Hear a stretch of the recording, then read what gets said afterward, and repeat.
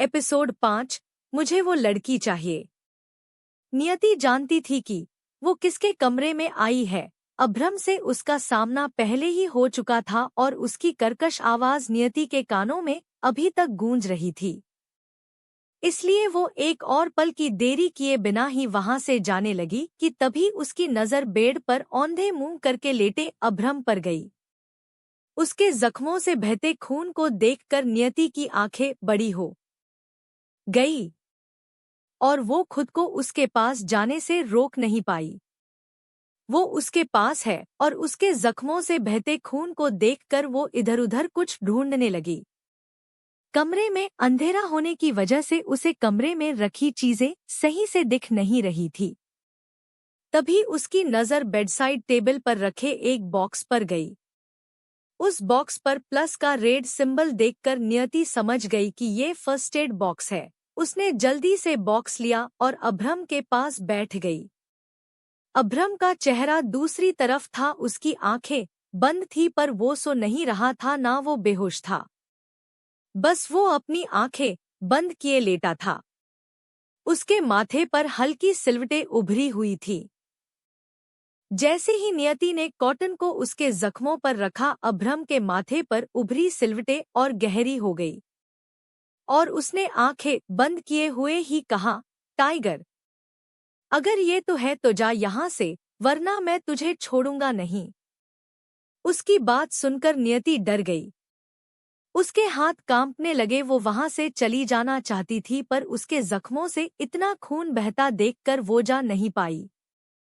तभी नियति ने अभ्रम की बात को इग्नोर कर फिर से कॉटन की बॉल को उसके जख्मों पर रखा तो अभ्रम ने खींचते हुए कहा, हु आर यू?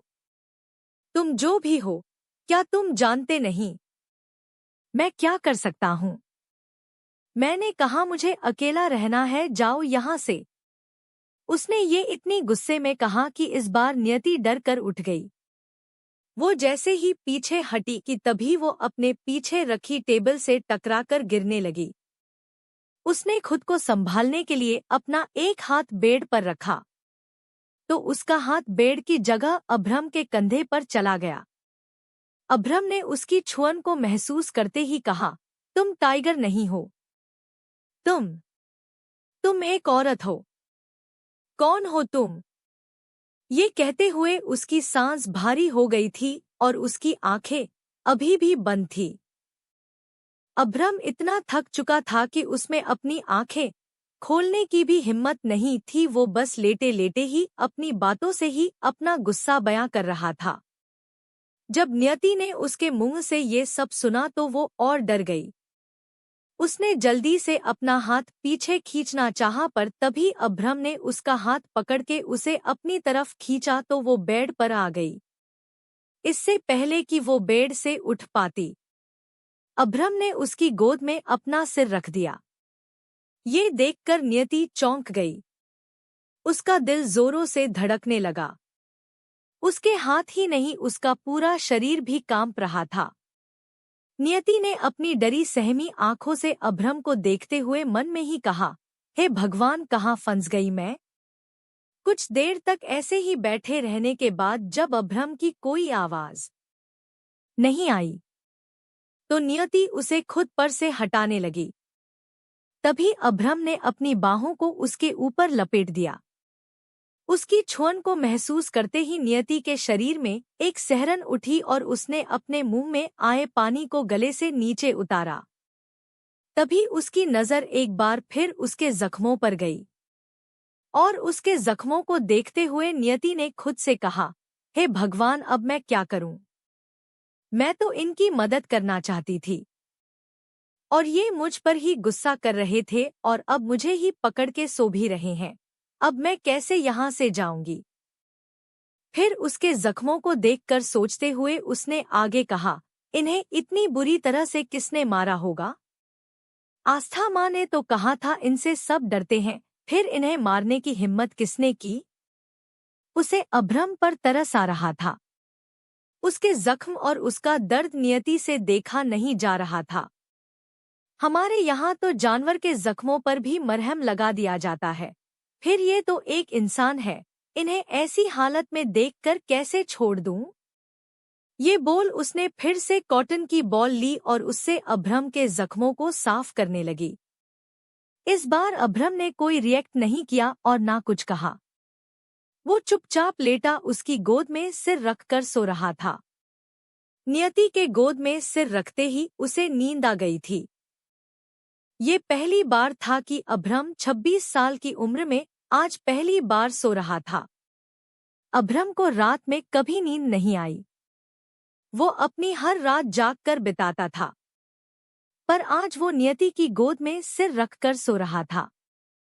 तो वहीं अपनी जिंदगी में आने वाले तूफान से अनजान नियति अभ्रम के जख्मों को साफ कर उन पर मरहम लगा रही थी। उसे मरहम लगाने के बाद नियति ने अभ्रम के हाथों को खुद पर से हटाने की बहुत कोशिश की, पर वो नाकाम रही। वो अभ्रम के हाथ की एक उंगली को भी खुद पर से हटा नहीं पा रही थी। तभी ये देखकर उसने मुंह बनाकर खुद से कहा, ये आदमी है या पत्थर? थक हार कर नियति ने बेड के क्राउन से अपना सिर लगा दिया और थोड़ी देर में उसकी आंखें भी बंद हो गई। अगली सुबह जैसे ही नियति की आंख खुली उसने चौंक कर देखा। अभ्रम अभी भी उसे पकड़े सो रहा था, पर अब गहरी नींद में होने की वजह से उसकी पकड़ थोड़ी ढीली हो गई थी। इसका फायदा उठाकर नियति ने उसके हाथ को अपने कमर से हटाया और उसके सिर को बेड पर रखकर उससे दूर हो गई। अभ्रम को एक नज़र देखकर नियति जल्दी से वहां से चली गई। वो जब अभ्रम के रूम से निकली तो सुबह के 4 बज रहे थे। विला में कोई नहीं जागा था, इसलिए किसी ने भी नियति को उसके रूम से निकलते हुए नहीं देखा था। वो विला से निकलकर सीधा सर्वेंट क्वार्टर में चली गई और आस्था के बगल जाकर लेट गई, पर डर अभी भी नियति के अंदर था। तभी उसने मन ही मन भगवान से प्रार्थना करते हुए कहा, हे भगवान, किसी को पता ना चले कि मैं कल रात उनके कमरे में थी। ये बोल वो आंखें बंद करके सो गई। दरअसल कल जब आस्था की उंगली कट गई थी तो उसका ब्लड प्रेशर लो हो गया था, जिसकी वजह से शीला ने उसे सर्वेंट क्वार्टर में जाकर आराम करने के लिए कह दिया था। शीला नियति के खाना बनाने वाली बात पर भी मान गई थी, क्योंकि उसके पास कोई और ऑप्शन नहीं था और आस्था ने भी नियति की बढ़चढ़कर उसके सामने बड़ाई की थी, इसलिए वो मान गई थी। सर्वेंट क्वार्टर में आस्था को पहुंचाने के बाद नियति वापस विला में आ गई थी और शीला के कहे अनुसार ही वो खाना बनाने लगी थी। खाना बनाते हुए उसे काफी देर हो गई थी।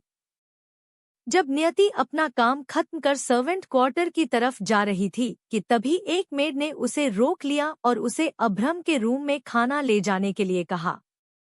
नियति उसी पल डर गई थी। वो अभ्रम के रूम में नहीं जाना चाहती थी, पर मेड के फोर्स करने पर वो मान गई थी। उस मेड ने उसे लालच दिया था कि अगर अभ्रम को उसके हाथ का खाना पसंद आया तो उसे यहाँ काम मिल जाएगा और रहने के लिए जगह भी। ये सब सुनकर ही नियति ना चाहते हुए भी अभ्रम के रूम में खाना लेकर गई थी।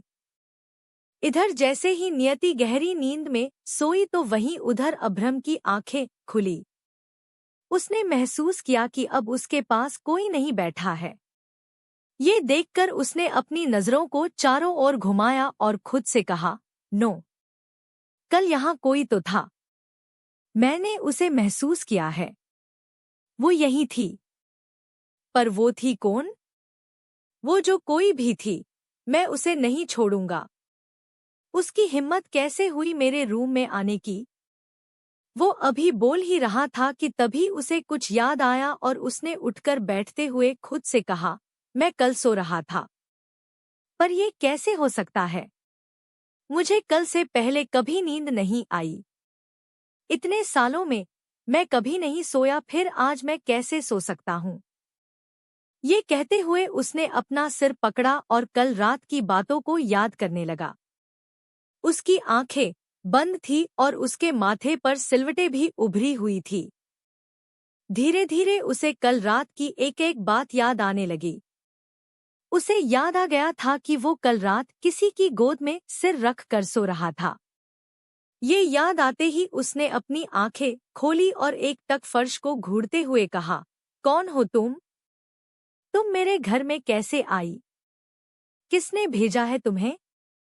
वो उठा और जाने लगा कि तभी उसका पैर फ्लोर पर बिछे कारपेट में उलझ गया। उसे नीचे देखा और कारपेट से अपना पैर निकालने लगा, पर तभी उसकी नजर का एक चमकती चीज पर गई। उसने उस चीज को उठाया और उसे देखने लगा। वो नियति की पायल थी। अभ्रम उसे घुर कर देख रहा था। तभी उसने पायल को घूरते हुए कहा, तो तुम थी। ये सबूत जो तुमने छोड़ा है, अब इसके जरिए ही मैं तुम तक पहुंच जाऊंगा।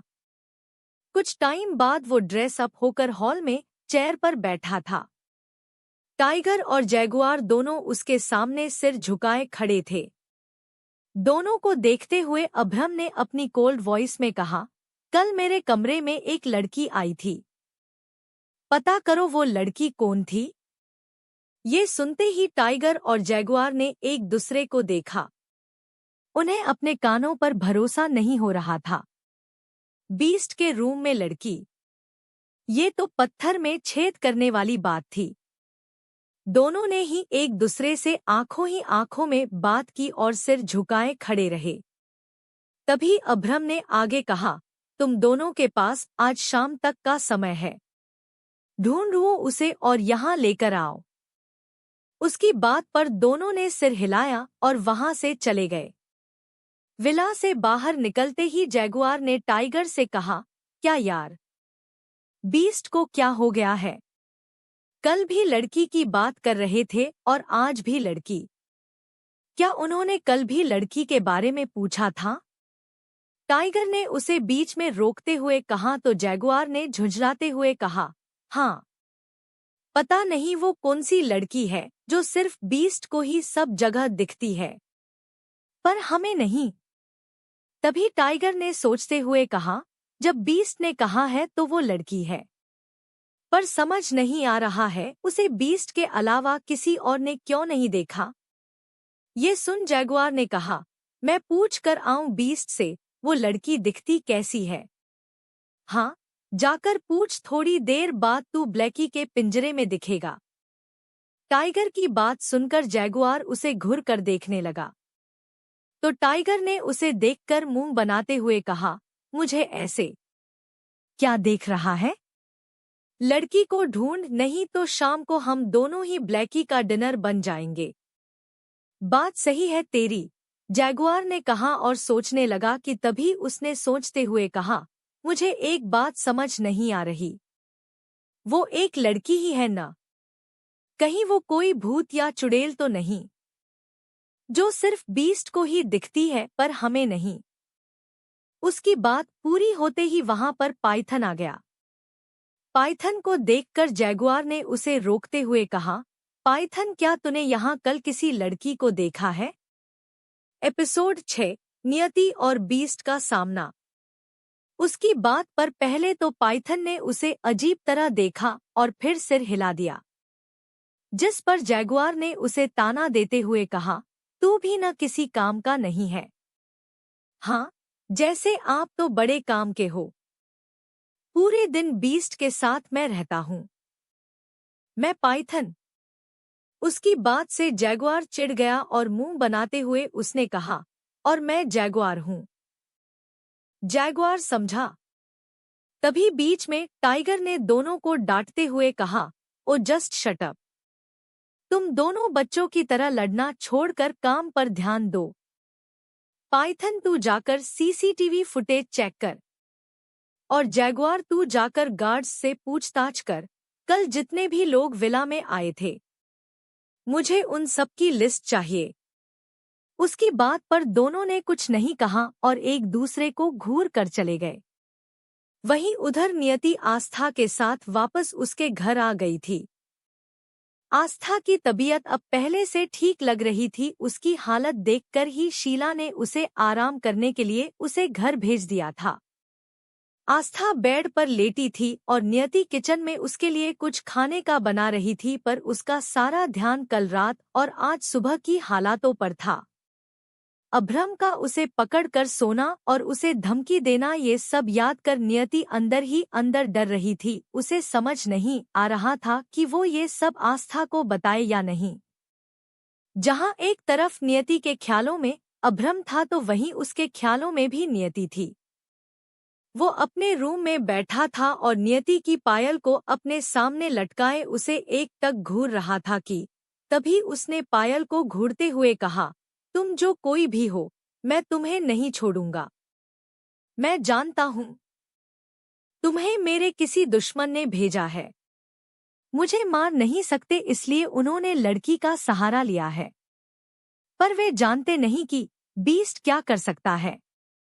अगर तुम वही हुई तो तुम्हें भी वही सजा मिलेगी जो अब तक मुझे धोखा देने वालों को मैं देता आया हूँ। ये बोलते हुए उसके चेहरे के भाव एकदम कठोर थे। उसकी आंखों में गुस्सा भरा था। उसके इस रूप को देखकर कोई भी डर जाता। अगर नियति अभी उसके सामने होती तो शायद वो उसे अपने हाथों से ही मार डालता। अभ्रम को धोखा और झूठ पसंद नहीं था। उसे धोखा और झूठ से सख्त नफरत थी। उसे आज तक जितने भी लोगों ने धोखा दिया, उससे झूठ बोला, उसने सभी को इतनी बुरी सजा दी कि देखने वालों की रूह तक कांप जाए। जैगुआर और टाइगर दोनों ही उसकी क्रूरता से वाकिफ थे। उन्होंने उन लोगों को सजा देते देखा था, इसलिए दोनों ही अपनी जी जान लगाकर उसके दिए गए समय से पहले नियति को ढूंढने में लगे थे। टाइगर पाइथन के साथ सीसीटीवी फुटेज चेक कर रहा था, पर उसे अभी तक कोई संदेहजनक आदमी नहीं दिखा था।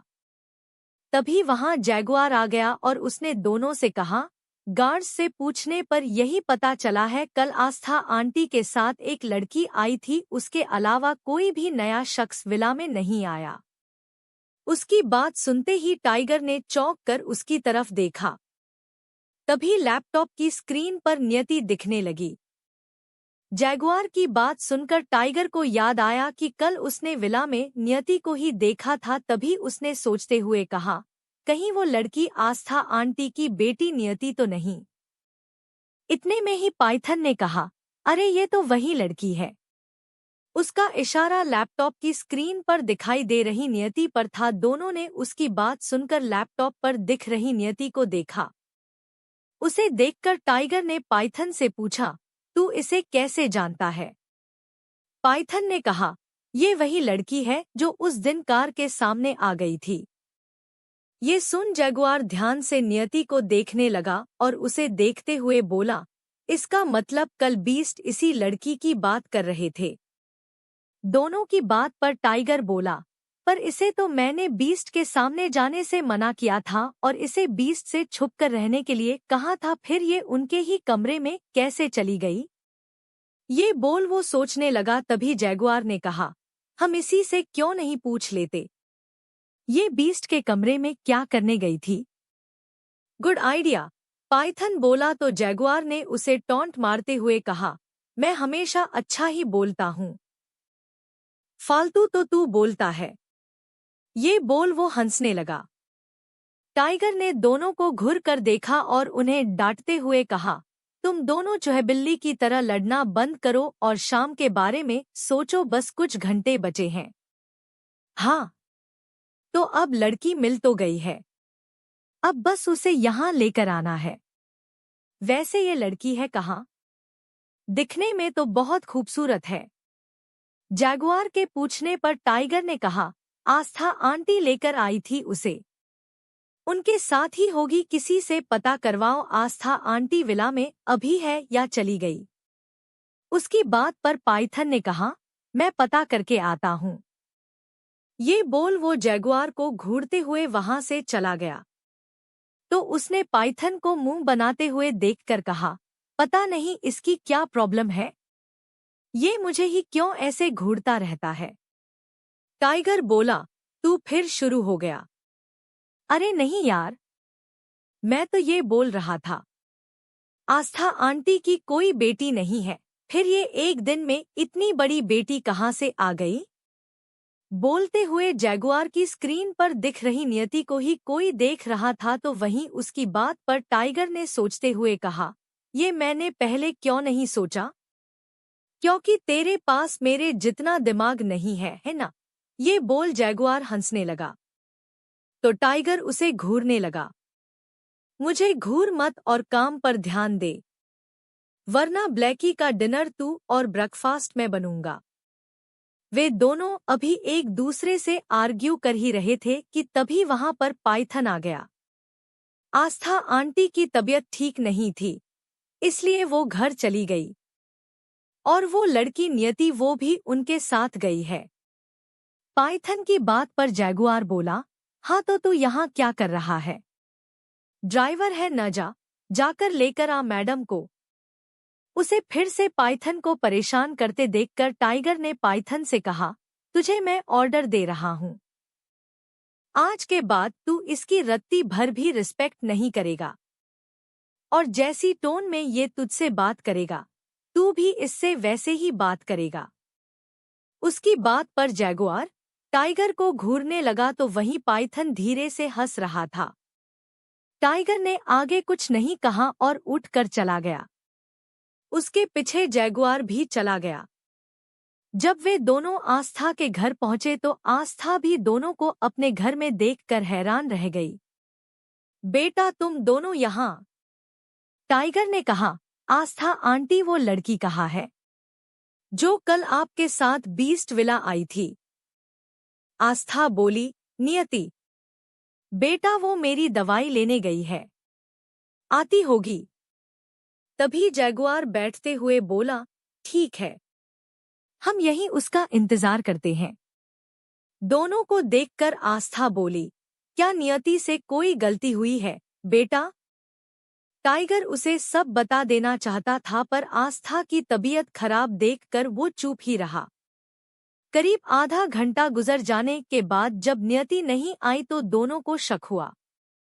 वहीं आस्था के चेहरे पर घबराहट देखकर जैगुआर ने कहा, आंटी आप आराम करिए, नियति हमें मिल जाएगी तो हम उसे बीस्ट विला ले जाएंगे, आप परेशान मत होना। ये बोल वे दोनों चले गए। आस्था के मुंह की बात उसके मुंह में ही रह गई। दोनों के जाने के बाद आस्था ने खुद से कहा, क्या नियति से कोई भूल हुई है? वहीं दोनों ने आस्था के घर के पास के सभी केमिस्ट शॉप को चेक कर लिया था, पर नियति उन्हें किसी भी शॉप पर नहीं मिली। परेशान होकर दोनों गाड़ी के पास आए और जैगुआर ने टाइगर से कहा, अब तो मुझे भी यही लग रहा है, वो लड़की बीस्ट को नुकसान पहुंचाने ही आई थी। तो उसकी बात पर टाइगर बोला, पर किस में इतनी हिम्मत आ गई कि उसने बीस्ट के पास लड़की भेजी? ये सब छोड़ और टाइम देख, शाम होने में कुछ ही घंटे बाकी है। उसकी बात पर टाइगर ने कहा, यहाँ खड़े रहने से कोई फायदा नहीं, उसे पूरे दिल्ली शहर में ढूंढो, वो शहर से बाहर नहीं जानी चाहिए। ये बोल वे दोनों ही फोन निकालकर किसी को कॉल करने लगे। हल्का अंधेरा हो गया था। टाइगर और जैगुआर दोनों ही वापस विला जा रहे थे कि तभी अचानक से उनकी गाड़ी के सामने किसी के आ जाने से जैगुआर ने ब्रेक लगाया। तभी एक लड़की के चीखने की आवाज दोनों के कानों में गई। उनकी गाड़ी के सामने आया शख्स एक लड़की थी। ये देखकर दोनों ही गाड़ी से जल्दी बाहर आए और लड़की के पास गए। वो बिना दुपट्टे के अपने दोनों हाथों से अपना चेहरा ढके खड़ी थी। उसकी ड्रेस के स्लीव्स फटे हुए थे। ये देखकर दोनों ने एक दूसरे को देखा और जैगुआर ने लड़की से पूछा, तुम ठीक हो? उसकी आवाज सुनकर लड़की ने अपने चेहरे पर से हाथ हटाया तो उसका चेहरा देखकर टाइगर ने चौंकते हुए कहा, तुम? उसके सामने खड़ी लड़की कोई और नहीं नियति थी। उसकी आंखों में आंसू भरे थे, उसके चेहरे पर डर दिख रहा था। कुछ देर बाद वे सभी बीस्ट विला में थे। अभ्रम सोफे पर राजा की तरह बैठा था और उसके सामने नियति खड़ी थी। उसके दोनों हाथ पीछे बंधे थे और उसके मुंह को काले कपड़े से ढका हुआ था। टाइगर और जैगुआर दोनों ही उसके अगल बगल खड़े थे। नियति को देखते हुए अभ्रम ने मन में कहा, तो तुम हो? वो जो कल पूरी रात मेरे रूम थी। कल रात को याद करते ही उसका चेहरा तन गया और उसकी आंखों में गुस्सा भर गया। तभी उसने टाइगर को इशारा किया तो उसने नियति के चेहरे पर से कपड़ा हटा दिया। कपड़े के हटते ही नियति जोर जोर से सांस लेने लगी। उसे ऐसा लग रहा था जैसे अगर ये कपड़ा उसके मुंह पर से नहीं हटता तो वो मर जाती। पसीने से नियति का चेहरा भीगा हुआ था। उसके आगे के कुछ बाल भी पसीने से गीले हो गए थे और उसके बालों की लटें उसके चेहरे और गर्दन पर चिपकी हुई थी। उसका चेहरा नीचे की तरफ झुका था और अभ्रम की आंखें उसके पूरे अस्तित्व पर घूम रही थी और उसके पूरे वजूद को खंगाल रही थी। अभी नियति खुद को संभाल ही रही थी कि तभी अभ्रम की कर्कश आवाज उसके कानों में गई। कौन हो तुम? ये सुनते ही नियति का पूरा शरीर कांपने लगा। उसमें इतनी हिम्मत नहीं हो रही थी कि वो नजरें उठाकर अभ्रम को देख सके। तभी अभ्रम ने उसके लड़खड़ाते पैरों को देखकर जैगुआर को इशारा किया तो उसने चेयर ले जाकर नियति को उस पर बिठा दिया। एपिसोड 7 बीस्ट का टॉर्चर। नियति के होठों के नीचे एक काला तिल था। तिल को देखकर बीस्ट ने खुद से कहा, तो तुम वही हो। कौन है जिसने तुम्हें मेरी जिंदगी में प्लान किया है? किसने भेजा है तुम्हें? मैं उसे नहीं छोड़ूंगा। अभ्रम नियति को देखते हुए सोच रहा था। वहीं नियति उसे डरी सहमी निगाहों से देख रही थी। अभ्रम के पूछने पर उसने कहा, मेरा नाम नियति है। अभ्रम की तरफ से एक और सवाल आया, किसने भेजा है तुम्हें? किसके कहने पर तुम यहाँ आई हो? नियति ने ना में सिर हिलाते हुए कहा, मुझे किसी ने नहीं भेजा। यहाँ तो मुझे आस्था माँ लेकर आई है। अभ्रम ने कहा, मैं आस्था माँ की बात नहीं कर रहा हूँ। उसका नाम बताओ मुझे जिसने तुम्हें मेरा एड्रेस दिया है, जिसने तुम्हें मेरी जिंदगी में प्लान किया है। तुम यूं ही नहीं आई हो। तुम्हारा कोई मकसद है, बताओ किस इरादे से आई हो तुम? उसकी बात पर नियति रुआंसी आवाज में बोली, आप क्या कह रहे हैं? मुझे कुछ समझ नहीं आ रहा। मुझे नहीं पता आप किस बारे में बात कर रहे हैं। प्लीज मुझे जाने दीजिए। मुझे माँ के पास जाना है। ये बोलते हुए उसकी आंखों से एक बूंद आंसू लुढ़क कर उसके गाल पर आ गया। पर तब भी अभ्रम को उस पर तरस नहीं आया और उसने अपने उसी औरे को बरकरार रखते हुए कहा, एक्टिंग अच्छी कर लेती हो तुम।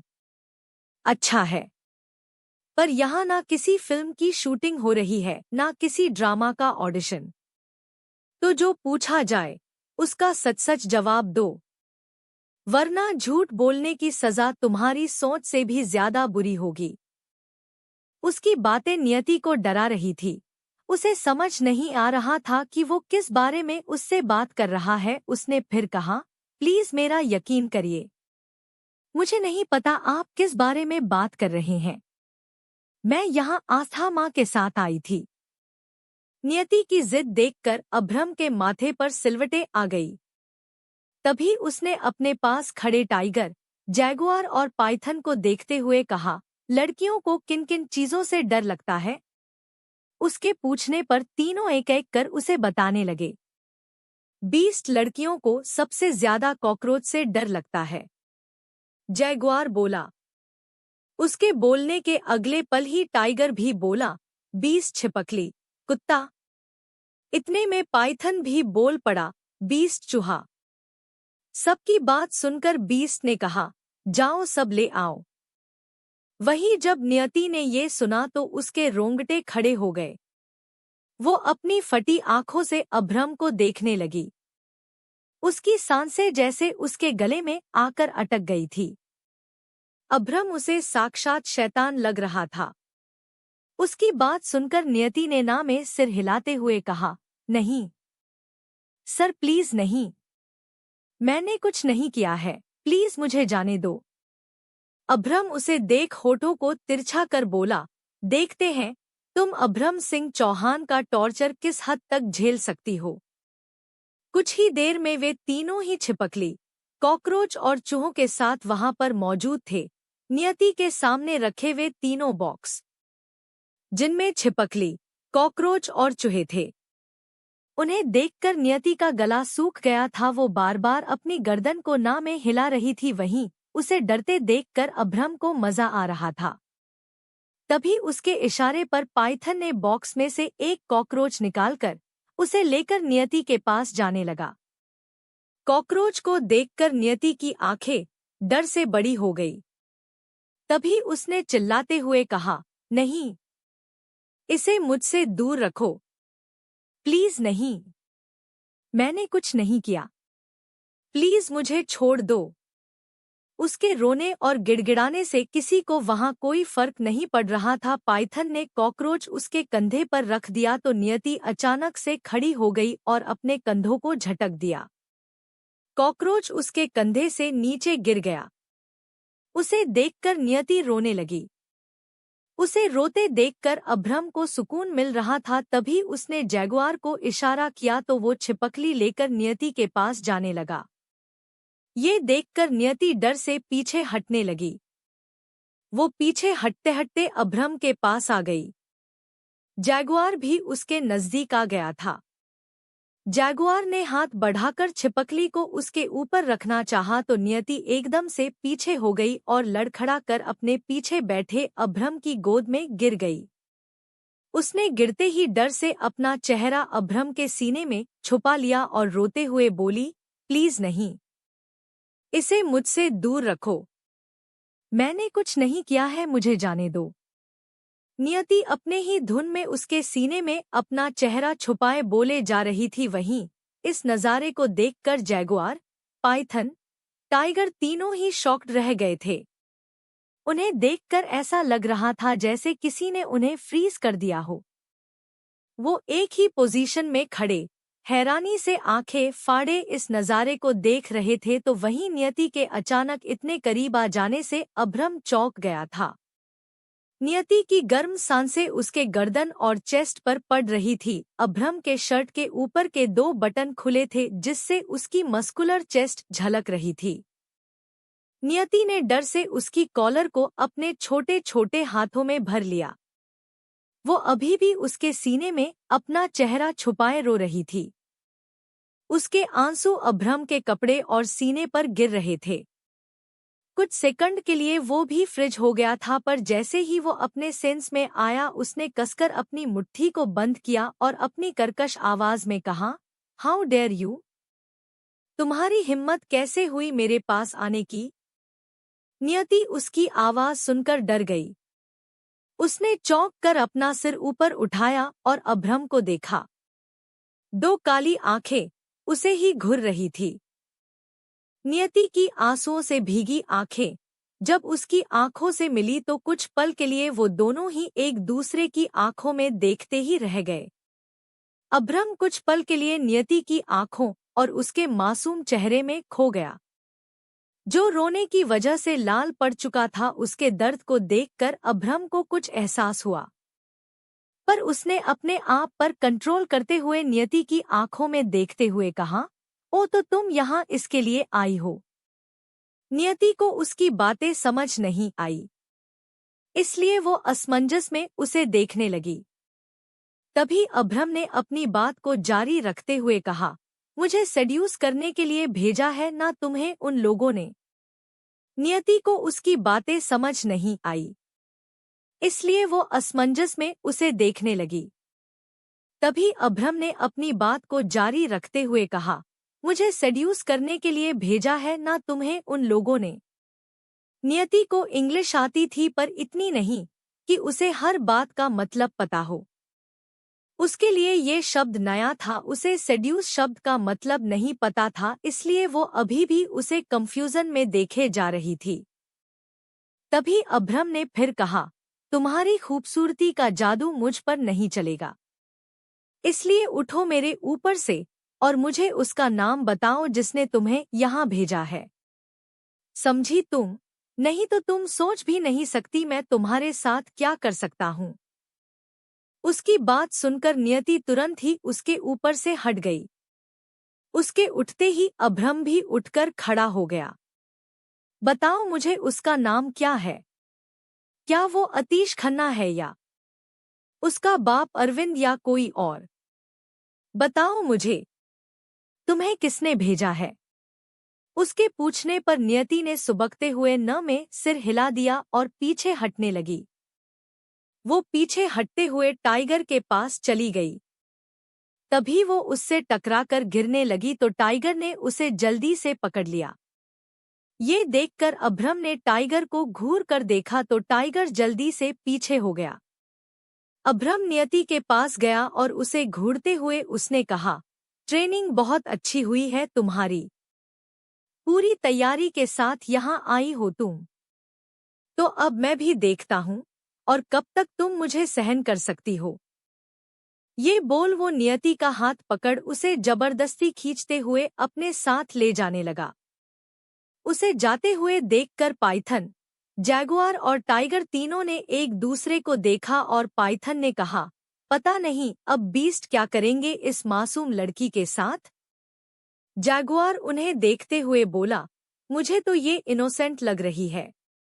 टाइगर भी उन्हें देखते हुए बोला, लग तो मुझे भी इनोसेंट ही रही है, पर बीस्ट को ये बात कौन समझाए? उन्हें तो यही लग रहा है किसी ने जानबूझकर नियति को उनके पास भेजा है।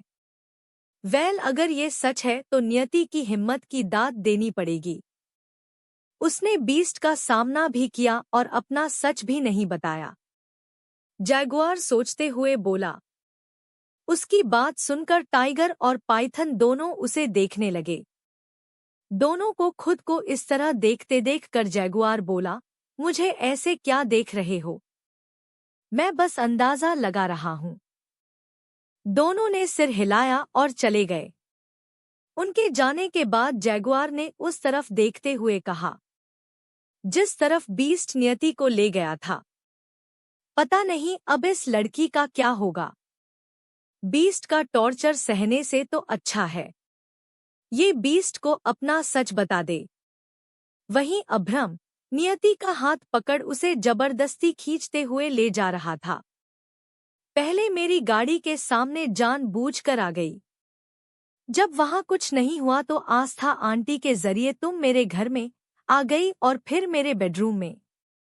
ये बोलते हुए उसने खींचकर नियति को अपने सामने किया। वो उसके सामने खड़ी डर से कांप रही थी।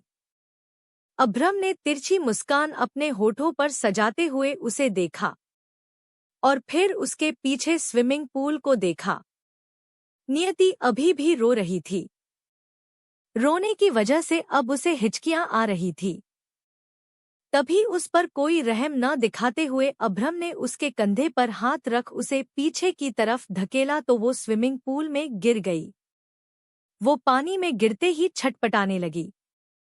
पर कुछ ही देर में नियति स्विमिंग पूल में खड़ी हो गई। उसे तैरना आता था, इसलिए उसने किसी की मदद लिए बिना ही खुद को संभाल लिया। स्विमिंग पूल का पानी नियति के कंधों से थोड़ा ही नीचे था। वो स्विमिंग पूल में खड़ी गहरी गहरी सांस लेते हुए अभ्रम को देख रही थी और अभ्रम स्विमिंग पूल के पास रखी रेस्टिंग चेयर पर उसे देखते हुए बैठ गया। उसने वाइन की बोतल उठाकर नियति को देखते हुए ग्लास में वाइन सर्व करते हुए कहा, बहुत स्ट्रॉन्ग हो तुम, पर मुझे स्ट्रॉन्ग चीजों को तोड़ना आता है। ये बोलकर उसने वाइन का सिप लिया और नियति को देखते हुए आगे कहा, तुम्हारे पास दो ऑप्शन हैं। मुझे उसका नाम बताओ और पूल से बाहर आ जाओ, नहीं तो रात भर ऐसे ही खड़ी रहो। उसकी बात सुनकर नियति चौंक गई। उसकी आंखों में फिर से आंसू आ गए। उसने अभ्रम को मन ही मन कोसते हुए कहा, सच में जानवर हैं आप। मेरी कोई गलती न होते हुए भी मुझे सजा दे रहे हैं। बहुत बुरे हैं आप। मैं आस्था माँ को आपका असली चेहरा दिखाऊंगी। उन्हें बताऊंगी कि आप अच्छे नहीं, एक बहुत बुरे इंसान हैं। वो भीगी आंखों से अभ्रम को देखे जा रही थी। वहीं वो भी वाइन की सिप लेते हुए उसे ही देख रहा था। नियति का चेहरा पानी से भीग कर और साफ हो गया था। वहां फैली पीली रोशनी में उसकी स्किन डायमंड की तरह चमक रही थी और अभ्रम की नजरें उसे एक टक बिना पलके झपकाए देख रही थी। उसकी आंखें उसके चेहरे पर घूम रही थी। नियति उसके इस तरह देखने से अनकंफर्टेबल हो रही थी। उसने जल्दी से अपने दोनों हाथों को क्रॉस कर खुद को ढक लिया, तो देखकर वो होठों को तिरछा कर मुस्कुराया। उसे मुस्कुराते देखकर नियति मन में बोली, ये जानवर ही नहीं वैसी दरिंदा भी है। जैसे जैसे रात गहरी हो रही थी, नियति को ठंड लगना शुरू हो गया था। वो स्विमिंग पूल में खड़ी कांपने लगी थी, पर अभ्रम को इससे कोई फर्क नहीं पड़ रहा था, बल्कि उसे इस हालत में देखकर उसे सुकून मिल रहा था।